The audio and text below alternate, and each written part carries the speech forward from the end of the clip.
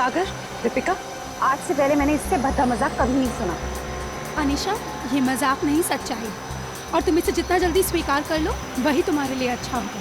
नहीं, मैं तुम दोनों को ऐसा कदम नहीं उठाने दूंगी। तुम बेवजह परेशान हो रही हो Anisha.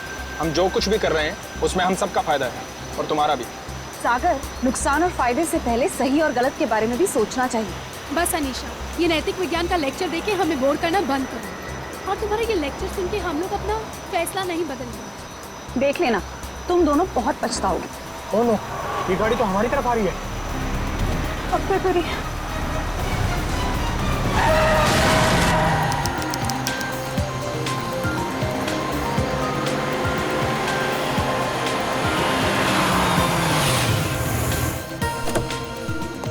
Hello sir. Hello. Hello ma'am. Sagar, क्या तुम मीर को अकेले ऊपर तक लेके जा पाओगे? पहले भी कई बार लेके गया हूँ। शराब पीने के बाद हमेशा ड्रामे करता है। ठीक है, तो मैं सोने जा रही हूँ, मुझे बहुत जोर की नींद आ रही है। अच्छा सुनो, सुबह जल्दी उठ के शादी में जाना है। Okay, good night. Good night. सुबह जल्दी मिलते हैं। सुनो, जल्दी आना, हमेशा की तरह लेट मत करना।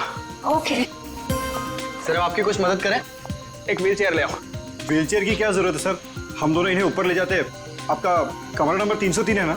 जितना बोला उतना करो ना। माफ करें सर, अभी लाए।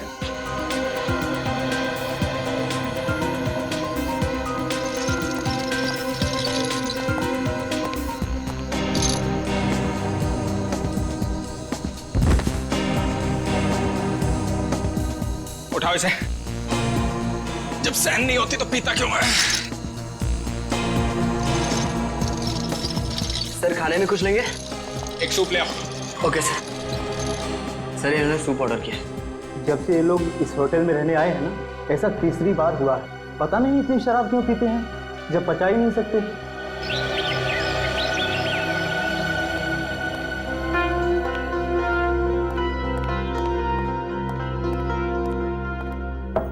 अगर साहब, मीर साहब, सर रूम सर्विस। साहब, क्या हुआ? दरवाजा नहीं खोले? नहीं, देखना दोपहर हो गई है, लगता है इन्हें रूम की सफाई नहीं करवानी है। हो सकता है शायद सो रहे होंगे। सो रहे होंगे अब तक? हाँ, मैंने सुबह फोन भी किया था नाश्ते के ऑर्डर के लिए, लेकिन उन्होंने फोन नहीं उठाया। और आज तो उनको किसी शादी में भी जाना था सुबह। शादी में भी जाना था और अब तक सो भी रहे हैं, मतलब जरूर कुछ गड़बड़ है। तुम यहीं रुको, मैं मैनेजर साहब को लेके आता हूँ। ठीक है। मैं दीपिका जी को। साहब, साहब, साहब, दरवाजा खोलिए। देखिए मैडम, दोनों में से कोई भी दरवाजा नहीं खोल रहा है। सागर, सागर, दरवाजा खोलो। मीर, दरवाजा खोलो। सागर, हमें चिंता हो रही है, दरवाजा खोलो। मैम, मिस्टर मीर का तो समझ में आ रहा है, लेकिन सागर जी, वो तो कल रात नशे में भी नहीं थे। मैं फोन करती हूँ। फोन भी नहीं उठा रहे। मैम, अगर आप इजाजत है तो मैं मास्टर की से दरवाजा खोल सकता हूँ। हाँ प्लीज।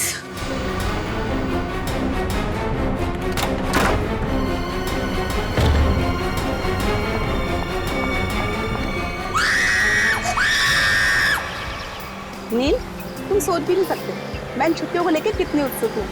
आखिरकार तुम्हारे ऑफिस वाले और मेरे ऑफिस वाले राजी हो ही गए और हमें 1 हफ्ते की छुट्टी दे दी। भाई समझ में नहीं आता कि इंसान अगर दिन में 14 घंटे काम करेगा तो वही अपनी खूबसूरत बीवी के साथ वक्त कब बिताएगा? नहीं नील, तुम अपनी आंखें सड़कता रखो। तुम जानते हो ना, तुम जब भी गाड़ी चलाते हो मुझे कितना डर लगता है। अरे तुम बेवजह घबरा रही हो। हाँ, अरे वो देखो, वो क्या है? वहाँ कोई लड़की सच में पड़ी है। देखो देखो। नील, हमें उसकी मदद करनी चाहिए। हाँ, सुनिए, सुनिए, आंखें खोलिए।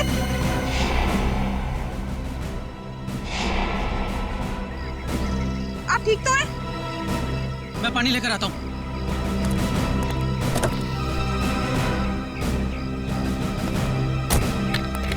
ये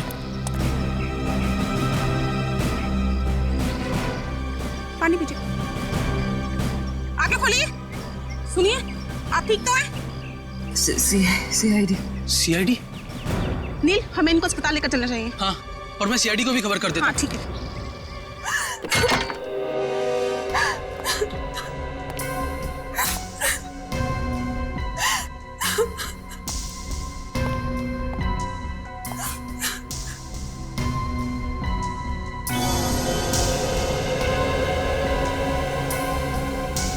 एसी भी ऑन है और खिड़की भी खुली है। आप लोगों में से किसी ने यहाँ किसी चीज को हाथ तो नहीं लगाया? नहीं सर, मैंने बस नब्ज देखी और आपको फोन करके बुला लिया। मुझे तो यकीन ही नहीं हो रहा है कि सागर और मीर नहीं रहे। कल रात तक तो अच्छे भले थे दोनों।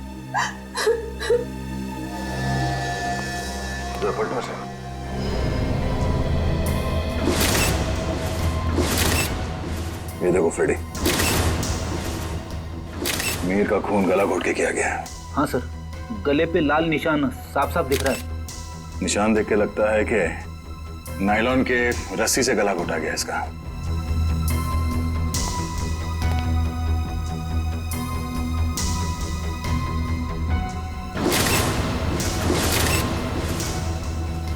कमाल है, सागर के शरीर पे कहीं भी चोट या जख्म का कोई निशान नहीं है।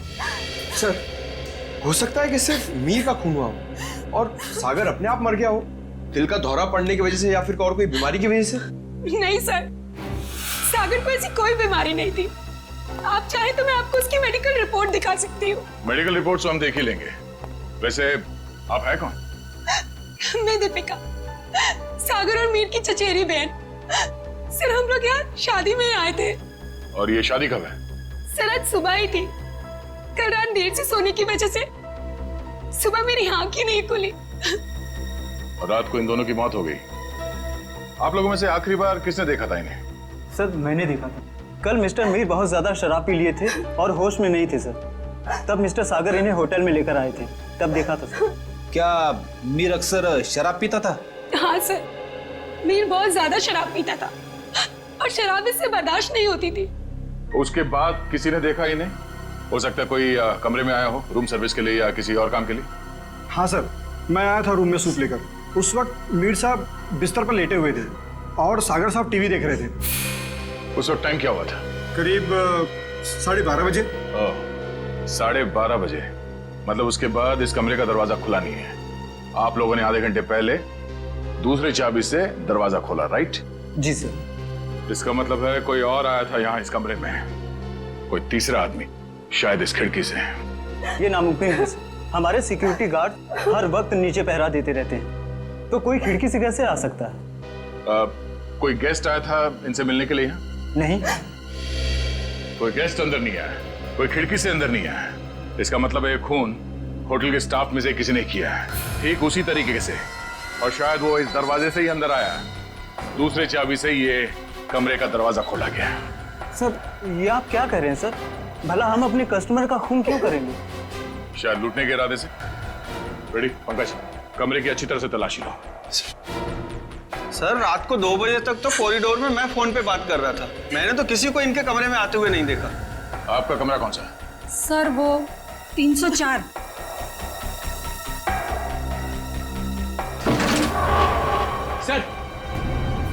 सर, इस ड्रॉर में पैसे मिले सर। पैसे? ओह, मतलब ये खून पैसों के लिए नहीं किया गया। और कमरे की हालत भी एकदम दुरुस्त है, ऐसा लगता नहीं है कि कोई हाथापाई हुई यहाँ पे। हाँ सर, अगर कोई बाहर वाला आदमी होता तो अपनी जान बचाने के लिए इन्होंने हाथापाई तो की होती। इसका मतलब ये है कि जो कोई भी था वो जान पहचान वाला ही था। क्यों दीपिका जी? हैं? सर, आप मुझ पे शक कर रहे हैं? नहीं नहीं, मैं तो सिर्फ कह रहा हूँ कि इस कमरे के अंदर क्या हुआ किसी को नहीं मालूम, एक पहेली है। सर, मोबाइल फोन मिला है।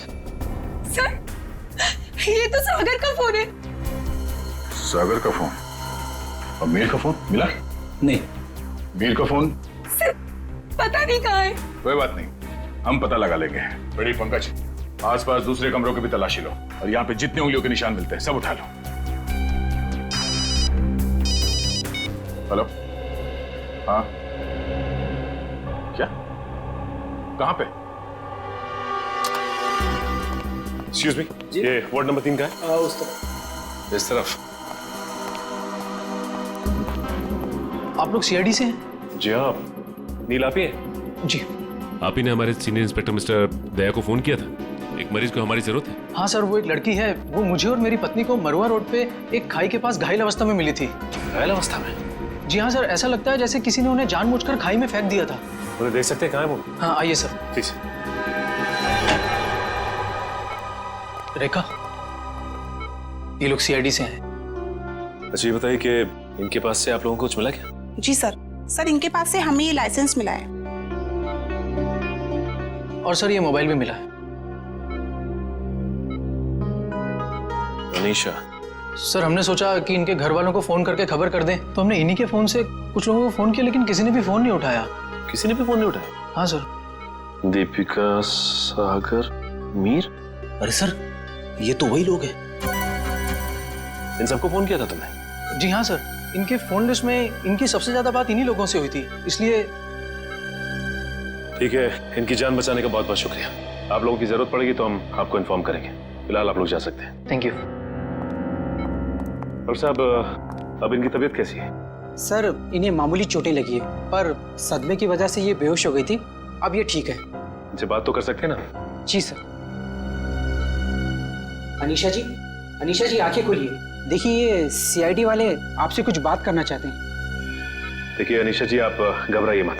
आप ये बताइए कि आपके साथ क्या हुआ था, और ये दीपिका, मीर और सागर आपके लगते क्या हैं? वो मेरे चचेरे भाई बहन हैं, पर उन्होंने उसके साथ क्या किया? किसके साथ? मीर के साथ। देखिए अनीशा जी, मीर की मौत हो चुकी है और साथ ही साथ सागर की भी। क्या? हे भगवान, मुझे पहले ही लग रहा था जैसे कुछ गलत होने वाला है। अनीशा जी, आप क्या कहना चाहती हैं? प्लीज साफ साफ कहिए। हमारे एक रिश्तेदार की शादी होने वाली थी। कल रात हम चारों उसी के संगीत के फंक्शन से वापस लौट रहे थे, तभी मरुआ रोड पे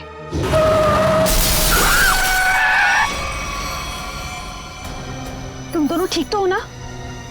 हाँ, हम ठीक हैं। घबराओ मत, ये हमारा ही प्लान था। क्या? चलो।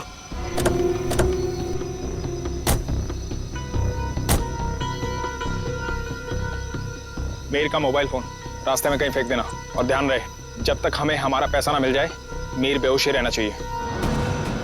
ये लो नया सिम कार्ड। मीर के परिवार वालों से फिरौती की मांग इसी नंबर से करनी है। और हाँ, हमें फोन मत करना, वक्त आने पर हम लोग खुद कांटेक्ट करेंगे। नहीं, मैं तुम दोनों को ऐसा कुछ नहीं करने दूंगी। मीर हमारा चचेरा भाई है। अनीशा, तुम हमारे प्लान में दखल अंदाजी मत करो, वरना क्या? मीर को हम बाद में खुद देख लेंगे, पहले तुम इसको ठिकाने लगाओ। चलो। ये क्या कर रही हो तुम मेरे साथ? दीपिका, तुम मेरे साथ ऐसे कैसे कर सकती हो? दीपिका और सागर पैसों के लिए कुछ भी कर सकते हैं। छोड़ो मुझे। ओह, तो मतलब दीपिका और सागर अपने चचेरे भाई मीर को अगवा करना चाहते थे? हाँ सर, अगर ये बात मुझे पहले पता होती कि उनके दिमाग में ऐसी कोई खिचड़ी पक रही है, तो मैं मीर को पहले ही सावधान कर देती। लेकिन मैं भी फंस गई बेवजह उनके प्लान में, और जब मैंने उनका साथ देने से इनकार कर दिया तो उन्होंने मुझे चलती गाड़ी से नीचे खाई में फेंक दिया। क्या जमाना आ गया है? रिश्तेदार एक दूसरे के साथ ऐसी घिनौनी हरकत कर सकते हैं? वो तो अच्छा हुआ, वहाँ एक पेड़ की वजह से मैं खाई में नीचे गिरते गिरते बच गई, वरना मैं भी मीर के साथ मारी जाती। मगर सागर की मौत कैसे हुई? इसी का पता हम भी लगा रहे हैं। सर, लगता है दीपिका इस पूरे जुर्म में मिली हुई है। उसी ने होटल के कमरे में जाके दोनों को मार दिया। वही तो, तभी तो उसने हमें अनीशा जी के बारे में भी नहीं बताया। लेकिन वो मीर को मारेंगे क्यों? वो तो सिर्फ उससे पैसे चाहते थे। तभी तो वहां पे उन्होंने कुछ गुंडों को भी बुलाया था, जिससे कि मीर को पता ना चल पाए कि उसे अगवा किया किसने। हो सकता है सागर और दीपिका के बीच में पैसे के बंटवारे को लेके लड़ाई झगड़ा हो, और इसीलिए वो लोग अपने प्लान में कामयाब नहीं हो सके। हेलो पंकज, हमें शक है कि मीर और सागर के खून में दीपिका का हाथ है। एक काम करो, उसे जल्द से जल्द अरेस्ट कर लो। क्या? दीपिका भाग गई? ठीक है। दीपिका होटल से भाग गई? हाँ फ्रेडी, दीपिका भाग गई। अनीशा जी, इस केस को सॉल्व करने में हमें आपकी मदद चाहिए। जरूर सर, मैं आपकी मदद करने के लिए तैयार हूँ। क्या बात है डॉक्टर साहब, बड़ी मेहनत हो रही है। आपकी डॉक्टर तारिका, वो तो चली गई छुट्टी लेकर के, और दो लाशों का बोझ मेरे कंधों पर। अरे सर, तारिका जी को थोड़ी ना मालूम था कि ऐसा केस आने वाला है, और वैसे भी उन्होंने पहले से आपसे छुट्टी ली थी, और सारी टिकट वगैरह पहले से ही बुक हो चुकी थी। हाँ सर, अभिजीत ने खुद लाइन में लगकर टिकट की बुकिंग करवाई थी तारिका जी के लिए। हाँ है ना? अरे यार, ये राज की बात है तो सबके सामने हाँ साळुंखे, अब तक तो तूने मेरे होनर ऑफिसर्स को बता ही दिया होगा कि मौत हुई कैसे।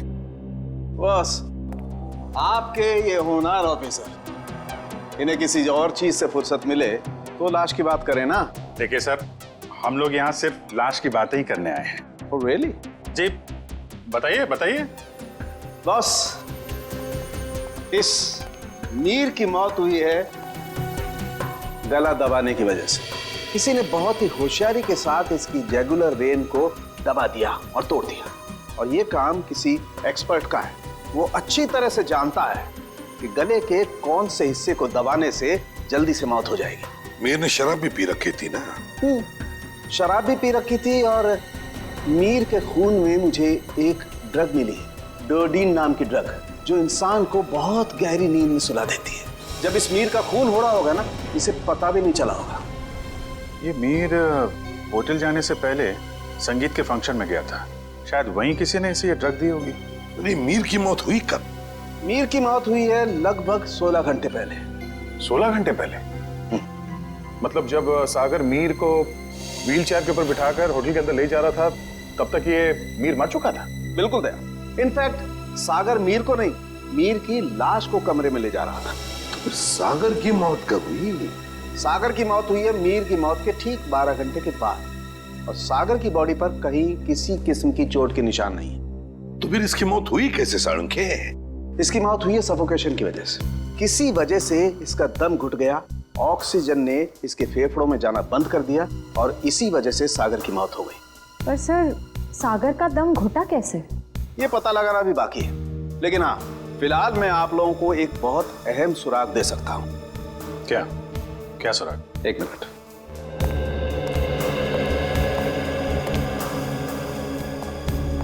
बस ये मीर के कपड़ों के रेशे, और इस पेट्री डिश में सागर के कपड़ों के रेशे। ये कैसे सुराग है डॉक्टर? मेरी तो कुछ समझ में नहीं आ रहा है। बेटा, पहले बड़ों की बात अच्छी तरह से सुन लेनी चाहिए, फिर समझ में आएगा। हाँ, बस मीर के कपड़ों के रेशे मुझे सागर के कपड़ों के पीछे के हिस्से पर मिले, और सागर के कपड़े के रेशे मुझे मीर के कपड़े के आगे के हिस्से पर मिले। क्या क्या क्या क्या? मीर की शर्ट के रेशे सागर की शर्ट की पीठ की तरफ, और सागर की शर्ट के रेशे मीर की शर्ट पे आगे की तरफ। आप हमें सुराग दे रहे हैं या हमारी उलझनों को और बड़ा कर रहे हैं? अभिजीत, हर बंद ताले को खुलने के बाद एक नए सुराग का दरवाजा खुलता है। फिलहाल इस ताले की चाबी ढूंढनी है। ये पता लगाना है कि इन दोनों के कपड़ों के रेशे एक दूसरे के कपड़ों पर आए तो आए कैसे। पता लगा लेंगे साळुंखे। जब तूने इतना सब पता लगा लिया है तो फिर इसके आगे का हम पता लगा ही लेंगे। सर, उस दीपिका का कुछ पता नहीं चल रहा है सर। वो ना तो अपने घर गई, ना कोई सहेली के पास, और तो और सर, उसने अपना फोन होटल के बाहर ही कहीं फेंक दिया ताकि हम लोग उसका पीछा ना कर सके। इसका एक ही मतलब हो सकता है कि दीपिका का कोई ना कोई संबंध जरूर है मीर के खून के साथ, इसीलिए तो वो गायब हो गई। सर, अगर ऐसी बात है तो दीपिका को पहले ही गायब हो जाना चाहिए था। वो हमसे मिली क्यों? शायद उसे ये पता नहीं था कि सागर की भी मौत हो जाएगी, और जैसे सागर की मौत होगी सारी बाजी पलट गई। सीधी बात है, अगर मीर मर चुका है तो फिर उसका फोन कौन इस्तेमाल कर सकता है? वो खून ही इस्तेमाल कर सकता है ना सागर को फोन करने के लिए। तभी मीर का फोन मिला नहीं हमें होटल के कमरे में से। शायद ये फोन दीपिका के पास ही है सर। ये देखो, सागर की मौत के कुछ ही मिनट पहले उसे एक अनजान नंबर से फोन आया था। अनजान नंबर से। अनजान नंबर? सर, फिर तो सागर की मौत का और इस अनजान नंबर वाले का कुछ ना कुछ संबंध तो है। पता लगाना पड़ेगा इन दोनों फोन्स के बारे में, मीर का फोन नंबर और फिर इस अनजान नंबर के बारे में।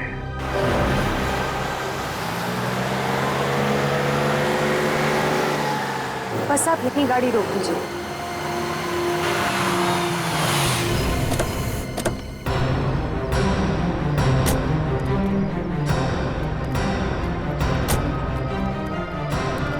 हाँ निशा, क्या ये वही जगह है? हाँ सर, ये वही जगह है जहाँ गुंडों ने हमारी गाड़ी रोकी थी और फिर मुझे दूसरी गाड़ी में डाल दिया खाई में फेंकने के लिए। और दीपिका और सागर उस दिशा में चले गए थे। दीपिका और सागर उस दिशा में चले गए। जी सर। लेकिन एक बात बताओ निशा, तुम्हें पूरा यकीन है कि ये वही जगह है, वही सड़क है? रात का समय था, हो सकता है तुम कुछ भूल कर रही हो। नहीं सर, मुझे पूरा यकीन है कि ये वही जगह है। जब गुंडे हमारी गाड़ी के आगे आए थे तो हमारी गाड़ी वो पेड़ से टकराई थी। उस पेड़ से? जी सर।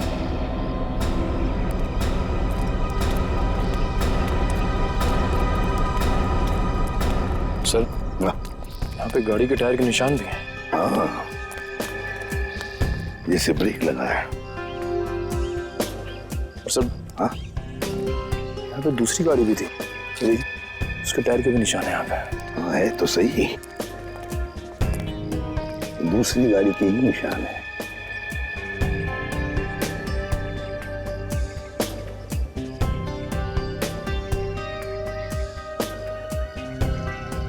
ये देखो, कांच के टुकड़े, कांच के टुकड़े। सर शायद मीर और दीपिका की गाड़ी के होंगे। हाँ, हो सकता है। लेकिन सर, उनकी गाड़ी जब होटल में आई थी तो सही सलामत थी। वही तो फ्रेडी, वही तो। जब उनकी गाड़ी होटल में आई थी तो बिल्कुल सही सलामत थी।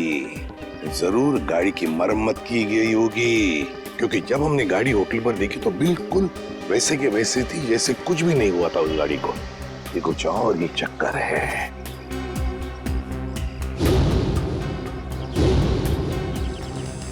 गोली? निखिल, फोर्सेप देना।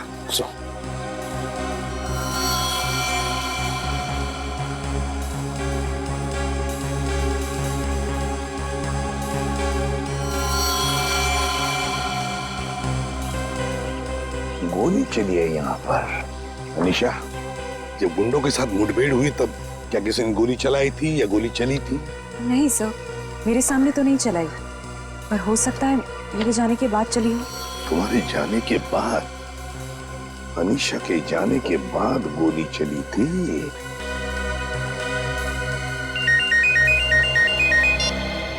आद्या, अच्छा, सागर को मिहिर के फोन से जो फोन आया था वो कहां से आया था उसका पता चल गया है? हम जहां पर खड़े वहां से 15 किलोमीटर दूरी पर है, कोई ढाबा है।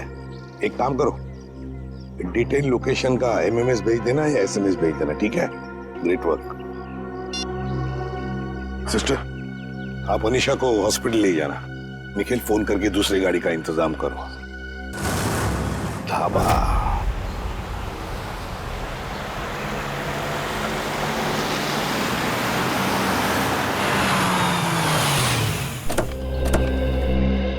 ये है वो प्रकाश ढाबा, यहाँ से किया गया था सागर को फोन। आइए आइए साहब, क्या खिलाऊं आपको? दाल मखनी, कढ़ी पनीर या फिर सरसों का साग?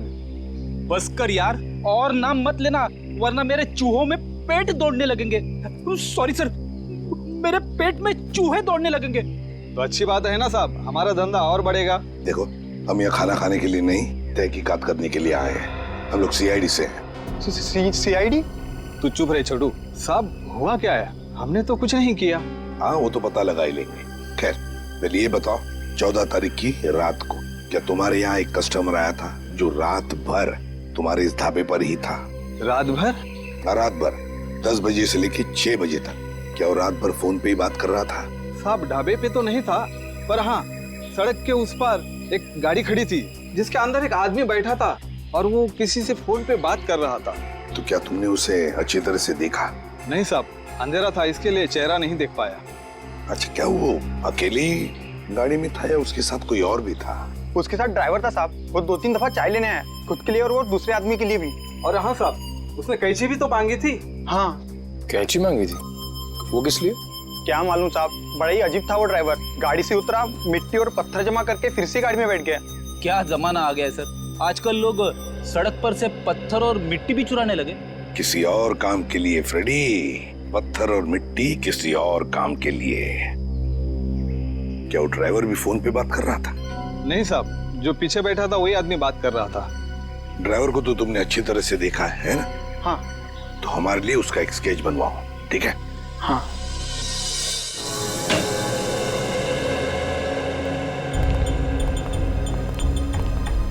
ये है वो उलझी हुई पहली डॉट साहब। मीर की लाश यहाँ पड़ी थी, सागर की वहां। मीर की मौत 7:30 बजे हुई थी और सागर की उसके 12 घंटे के बाद, है ना? और मीर की मौत की वजह है नायलॉन की रस्सी से गला दबाना, सागर की मौत की वजह है दम घुटना। पर अभिजीत, कमरे में कोई तीसरा आदमी था नहीं, क्योंकि कमरे का दरवाजा अंदर से बंद था। सर, इस केस में सबसे अजीब बात तो यह है कि सागर ने मीर की लाश के साथ 12 घंटे क्यों गुजारे? और सर, मीर का खून सागर ने किया होता तो वो लाश को वापस होटल में लाने का खतरा क्यों उठाता? अक्सर खूनी खून करने के बाद लाश को किसी सुनसान जगह फेंक देता है। तुम दोनों के सवालों का जवाब इस चलते हुए एसी और इस खुली हुई खिड़की के बीच छुपा हुआ है, जो दया को क्राइम सीन पे दिखाता है। सर, ये भी तो हो सकता है कि सागर का दम घुट रहा हो और उसने खिड़की खोल दी हो ताकि खुली हवा में सांस ले सके। नहीं सचिन, बात इतनी आसान नहीं है। मैंने बताया था ना आप लोगों को कि मुझे मीर की कमीज पर सागर की शर्ट के रेशे और सागर की शर्ट पर मीर की कमीज के रेशे मिले। दोनों की कमीजों पर एक दूसरे के कपड़े के रेशे हैं। Yes sir. सर, ये दोनों की कमीज पे एक दूसरे का धागा मिलना, चलते हुए एसी के बाद भी खिड़की का खुला हुआ होना, ये एक ही बात की तरफ इशारा कर रहे हैं। और वो क्या है? कि सागर ने मीर की लाश को दोबारा यहाँ लाने का खतरा इसलिए उठाया ताकि वो मीर की मौत को हादसा या फिर खुदकुशी का रूप दे सके। यानी सर, सागर ने पहले लाश को उठाया और फिर खिड़की से बाहर फेंकने की कोशिश की। एग्जैक्टली। उसने सोचा होगा कि सबसे कह दूंगा कि शराब के नशे में मीर खिड़की के नीचे गिर गया, लेकिन इसके पहले कि वो अपने प्लान में कामयाब हो पाता, उसकी मौत हो। हाँ सर, ये गुत्थी आधी तो सुलझ गई, लेकिन एक बात समझ में नहीं आई कि इस कमरे में सागर और मीर के अलावा कोई भी नहीं था, तो फिर सागर की मौत अचानक कैसे हो गई? सचिन, उसकी मौत का राज उस अनजान फोन कॉल में छुपा हुआ है जो उसे सुबह सुबह आया था। हाँ पंकज, अनजान कॉल का पता चल चुका है कहां से की गई थी? Very good. कौन सी जगह? Jhula tower. Okay okay okay okay, thank you very much Pankaj, thank you जी। झूला टावर तो वो रही बिल्कुल सामने, जो अभी तक पूरी बनी भी नहीं है। या डॉक्टर साहब, सर आप यहाँ देखिए, तब तक हम लोग झूला टावर का चक्कर मार के आते हैं, देखते हैं वहां पे क्या हुआ था।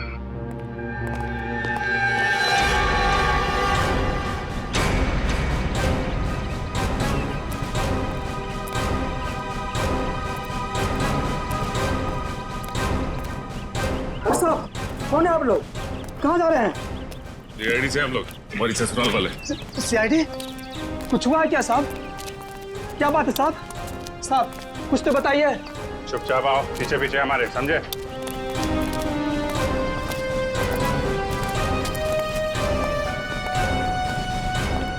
ये देखो, यहाँ से कमरा नंबर 303 बिल्कुल साफ साफ दिख रहा है।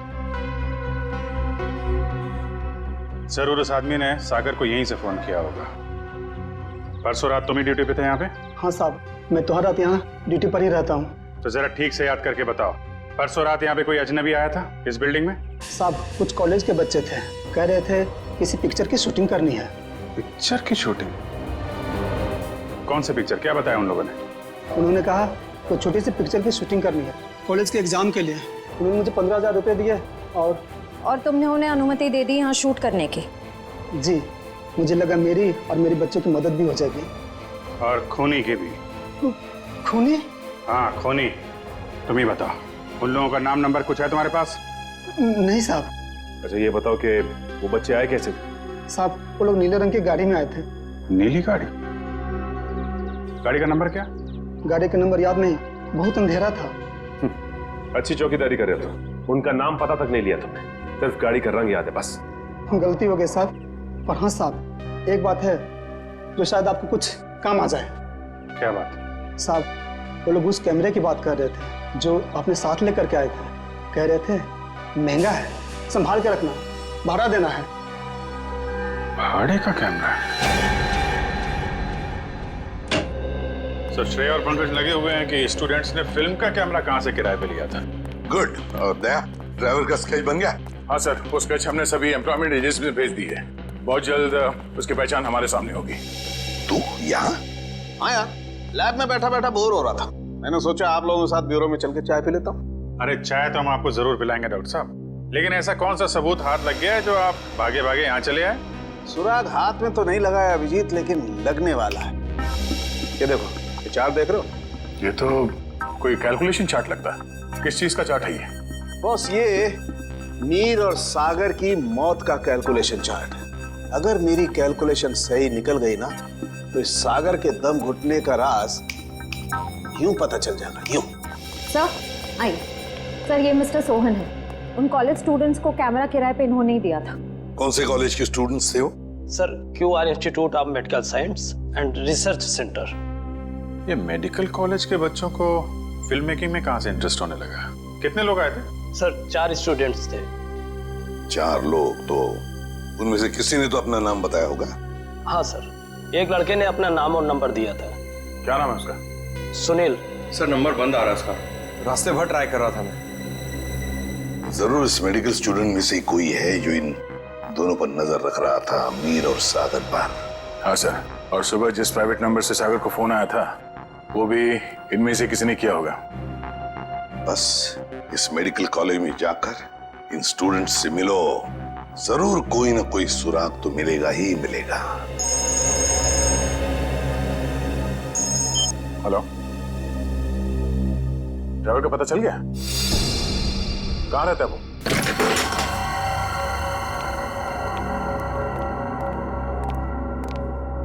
ये ड्राइवर चंदन लगता है 9 तो 11 हो गया। तो ढूंढो।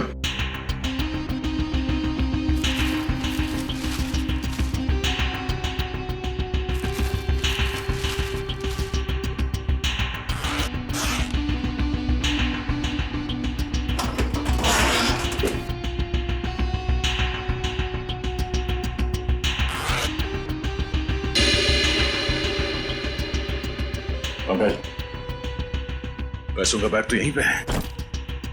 पैसों का बैग, इसका मतलब वो शहर छोड़ के भागा नहीं है। पैसे लेने जरूर वापस आएगा।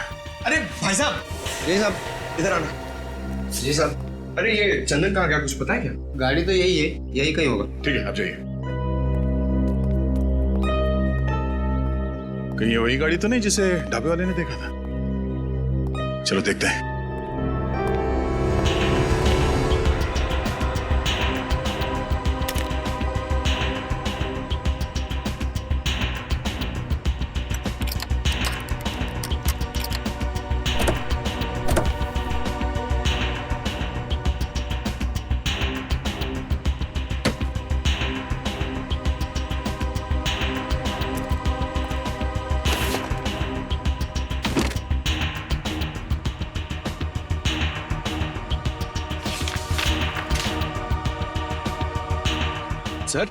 सर, ये गाड़ी दीपिका की है। ये देखिए पेपर। दीपिका की गाड़ी? और ये देखो, पत्थर पे सूखा हुआ खून। शायद ये वही कंकड़ पत्थर है जिन्हें ड्राइवर ढाबे के पास इकट्ठा कर रहा था।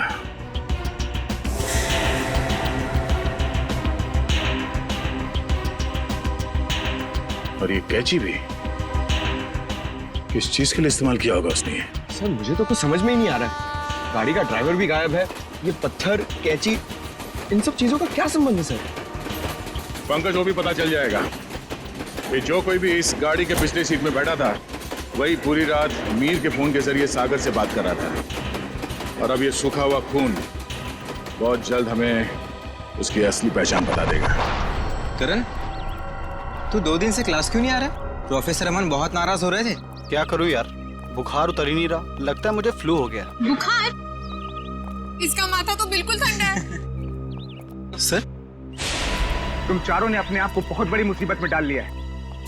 कैसी मुसीबत सर? का जवाब मैं नहीं, सीआईडी देगी। सीआईडी? बिरजू, आप सब लोग यहाँ?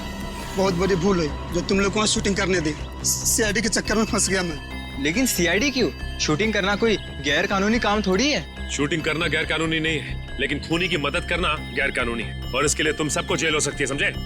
सर, खून? हमने किसी खूनी की मदद नहीं की सर। जिस वक्त तुम लोग बिल्डिंग में शूटिंग कर रहे थे, उसी वक्त बिल्डिंग के सामने वाले होटल रॉयल मून में एक जुर्म को अंजाम दिया जा रहा था, और इस काम में तुम में से किसी ने खूनी की मदद की है। नहीं सर, हम ऐसा क्यों करेंगे? हम स्टूडेंट्स हैं, हम डॉक्टरी की पढ़ाई कर रहे हैं, और ऐसा कुछ करके हम हमारा भविष्य अंधकार में क्यों डालेंगे? इसका पता तो अभी चल जाएगा। अच्छा ये बताओ कि जिस वक्त शूटिंग चल रही थी, तुम में से कोई कुछ वक्त के लिए बाहर गया था क्या? हाँ सर, करण गया था ऊपर वाले फ्लोर पे अपनी डायलॉग याद करने के लिए। यार अंकित, मुझे क्यों फंसा रहा है? यार मैं तुझे फंसा नहीं रहा हूँ, सिर्फ सच बता रहा हूँ। तो अपना हैंडीकैम भी लेकर गया था अपना परफॉर्मेंस रिकॉर्ड करने के लिए। हाँ सर, हैंडीकैम लेकर गया था, लेकिन जब वो वापस आया उसमें कोई वीडियो नहीं था। यार वो गलती से डिलीट हो गया था। देखो करण, झूठ मत बोलो, क्योंकि एक झूठ को छुपाने के लिए तुम 100 झूठ बोलोगे, लेकिन ये तुम सीआईडी के सामने नहीं कर सकते, समझे? इसलिए तुम्हारी भलाई इसी में है कि सब कुछ सच सच बताओ। बोलो। ये ठीक कह रहे हैं, जो कुछ भी हुआ है करण सच सच बता दो। सर, मुझे डर था कि मेरी अटेंडेंस कम होने की वजह से मैं एग्जाम में फेल हो जाऊंगा। तभी अचानक मुझे किसी ने एक दिन चिट्ठी भेजी और साथ में एक सिम कार्ड भी। उस चिट्ठी में लिखा था कि उस होटल के कमरे में जो भी कुछ हो रहा है उसकी लाइव फीड रिकॉर्ड करके मैं उसे दूं और साथ में उसे फोन भी करूं, तो वो मुझे फेल होने से बचा लेगा। तो सर मैंने वैसा ही किया। मतलब अगर तुम उस जुर्म का आंखों देखा हाल भेजते और उस आदमी को यानी कि सागर को फोन करते तो तुम परीक्षा में पास हो जाते। जी सर। तुम्हारे साथ बहुत गलत हुआ है, किसी ने तुम्हारे साथ गंदा मजाक किया है और तुम उसके बहकावे में आ गए। वो खत जिसने लिखा था वो तो बच नहीं पाएगा। वैसे इस लेटर में और क्या लिखा था? उस चिट्ठी में लिखा था कि जैसे ही सागर उस आदमी को खिड़की तक लाए तो मैं सागर को फोन करूं और 5 बार घंटी बजते ही मैं वहां से चला जाऊं। तुम ऐसा कैसे कर सकते हो करण? पास होने के लिए तुम किसी की खून करने में मदद करो, शर्मनाक है ये, शर्मनाक। यार मैं इस बात के लिए पहले से ही शर्मिंदा हूँ। तुम्हें इस बात की शर्मिंदगी होनी भी चाहिए, समझे? अच्छा फिर फोन करने के बाद क्या हुआ? सागर ने मेरा फोन उठाया नहीं, बस वो अचानक वहीं खड़ा रहा। मैंने फोन किया, 5 बार घंटी बजी, उसके बाद फोन काटकर मैं वहां से चला गया। ठीक है, देखो ये सारी बात हम लोगों के बीच में ही रहे, क्योंकि मैं नहीं चाहता कि अगर खूनी हमारे आसपास है तो उसे इस बात की भनक भी लगे। मैं समझ सकता हूँ सर। और करण तुम्हें हमारे साथ चलना होगा होटल रॉयल मून में, जहाँ क्राइम हुआ है। करण, अब बताओ, सागर और मीर एग्जैक्टली कहाँ पे खड़े हुए थे? यहाँ पर सर। मीर सागर के कंधों पर झूल रहा था। और तुमने सुबह 6 बजे के करीब उनको फोन किया? जी सर। करण, ये समझो कि तुम सागर हो और इंस्पेक्टर सचिन मीर है। ठीक से याद करके बताओ कि सागर ने मीर को कैसे उठा रखा? आप अपनी बाजू यहाँ पर रखिए। इसे? यस सर, और अपनी मुट्ठी बंद कर लीजिए। लो, बंद किया? जी। ओह, तो इसका मतलब मीर के हाथ सागर के कंधों पे नहीं बल्कि गर्दन के पास थे। जी सर। इस तरह से? जी। और फिर तुम्हारे फोन करने के बाद क्या हुआ? मुझे कहा गया था कि फोन का रिंग 5 बार बजने के बाद तुम वहां से चले जाना। फोन तो बजा पर फोन सागर ने उठाया नहीं। उठाता कैसे भैया?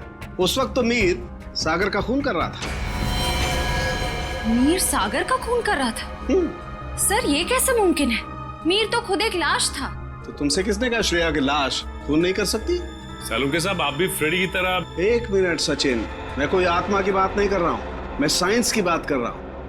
मैं रिगर मोर्टिस की बात कर रहा हूँ। याद है अभिजीत, कुछ सालों पहले भी ऐसा ही केस हुआ था। तुम पूछना अपने एसीपी साहब से, उस केस में एक लाश ने एक आदमी को गोली मारी थी।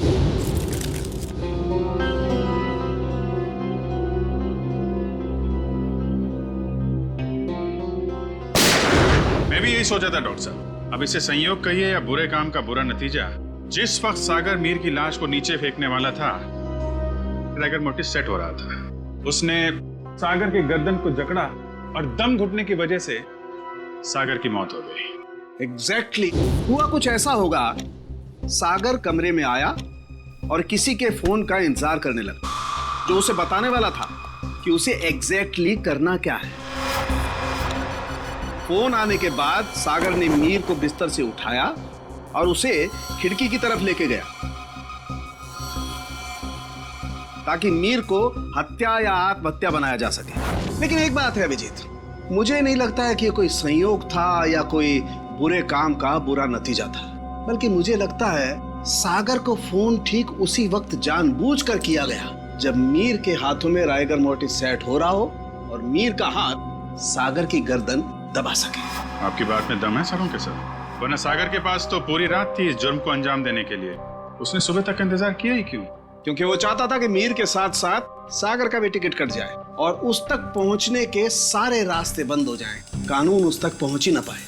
मगर सालुंके साहब, खूनी ना तो यहाँ पे था और ना ही खूनी उस बिल्डिंग में था, तो फिर खूनी को ये कैसे पता चला कि मीर का शरीर कब पकड़ने वाला है और सागर उसे कब उठाने वाला है? करण के फोन के जरिए।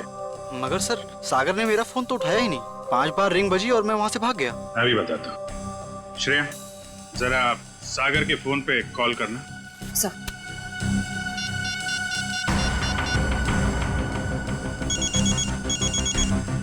ठीक है सचिन, अब जरा तुम कॉल करना।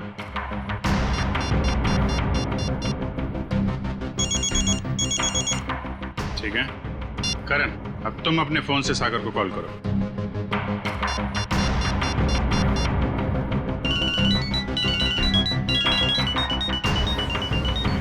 ये क्या सर, मेरे फोन करने पर अलग तरह की रिंग बजी? जी हाँ, बिल्कुल अलग तरीके की रिंग। एक ऐसी रिंग जिसने सागर को सम्मोहित कर दिया, हिप्नोटाइज। तभी तो वो तुम्हारा फोन नहीं उठा पाया। सर, इतनी बड़ी साजिश? बिल्कुल श्रेया, ये मुजरिम कोई साधारण आदमी नहीं है। ये कोई एक्सपर्ट है, एक्सपर्ट जिसे रिगर मोर्टिस की बहुत अच्छी जानकारी है और लोगों को सम्मोहित करने की भी। ये कहीं करण के कॉलेज का कोई प्रोफेसर तो नहीं, कोई एक्सपर्ट? आज सारे स्टूडेंट्स सही समय पर आ गए। Very good. सर, क्या आप आज हमें पूरी प्रक्रिया दिखाने वाले? जी, भविष्य में जो भी फॉरेंसिक डॉक्टर बनना चाहते हैं उनके लिए आज की क्लास बहुत ही महत्वपूर्ण है। लगता है मैडम आ गई। ऑफिसर्स, आप लोग यहाँ? जी हाँ, हमने सोचा कि क्यों ना हम लोग भी फॉरेंसिक साइंस की ABCD सीख लें। हाँ, शायद किसी को इम्प्रेस करने के काम आ जाए। हैं? क्यों अभी जी? वैसे प्रोफेसर रमन, आज बच्चों को क्या पढ़ाया जा रहा है? सर, आज रिगर मोर्टिस की क्लास है। ओह, रिगर मोर्टिस। जी सर। यानी लाश की अकड़न के विभिन्न स्तर विद्यार्थियों को सिखाए जाएंगे, हैं? जी सर, इसलिए हमने खास तौर पर इस विषय के विशेषज्ञ को बुलाया है। अच्छा, कौन है ये विशेषज्ञ, ये एक्सपर्ट? जरा हमारी भी मुलाकात करवा दीजिए इनसे।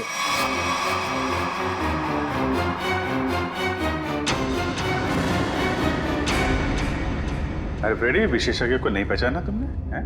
प्रोफेसर अनीशा, जरा इनका खिला खिला चेहरा देखिए। ऐसी मुस्कान है इनके चेहरे पे जैसे मुजरिमों को तब होती है जब उन्हें गलतफहमी हो जाती है कि वो CID से बच गया। क्यों? ये कैसी बातें कर रहे हैं आप? वैसे खून की प्लानिंग तो वाकई बहुत सोच समझ के की थी आपने, मगर एक गलती कर दी, CID को हल्के में आंक लिया। क्या बकवास कर रहे हैं आप लोग? मैंने कोई खून नहीं किया है, मैं तो खुद घायल हूँ। उन्होंने मुझे खाई में फेंक दिया था। क्या भूल गए हैं आप लोग? हम कुछ नहीं भूले, शायद आपकी याददाश्त कमजोर है। क्या मतलब? मतलब यह कि आपको खाई में फेंका नहीं गया था, आप खुद उतरी थी वहां पे। आपके शरीर पे ये जो जख्म है, चोट के निशान है, ये खुद आपने बनाए हैं। क्या सबूत है ये निशान मैंने बनाए हैं?